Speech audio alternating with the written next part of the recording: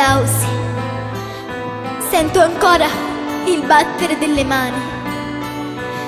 Nel mio camerino mi guardo allo specchio e dico: ho vinto, ho realizzato il mio sogno, il sogno della mia vita.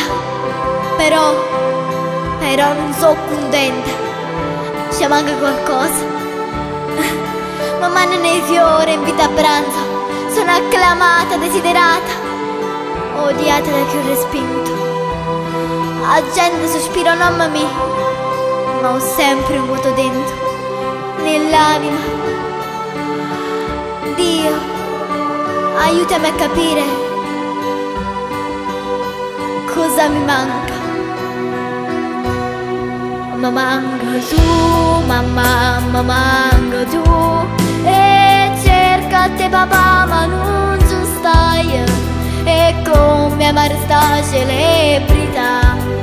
Zio prezzi mi si tu insieme a papà. Ma manca tu, mamma, le tue parole che piano trasalindo cuore. Mi manca il primo uomo della vita. Ma manca tu papà, non so uscire. Che strano, mi è già che sta gente mancano proprio loro, che sono che più importante.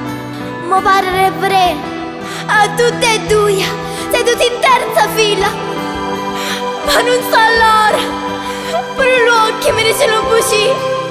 Mamma, in questa mia lettera ho voluto descriverti le mie sensazioni, le mie emozioni, le mie speranze, in parte appagate, in parte deluse.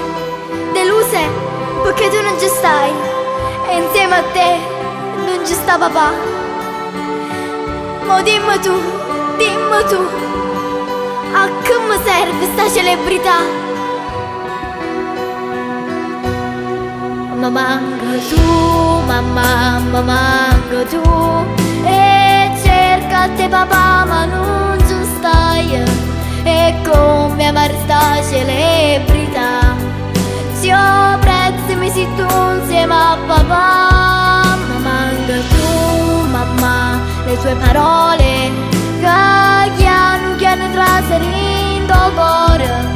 Mi manca il primo uomo della vita. Ma manca tu papà, non so uscire. No, non so uscire, non so uscire.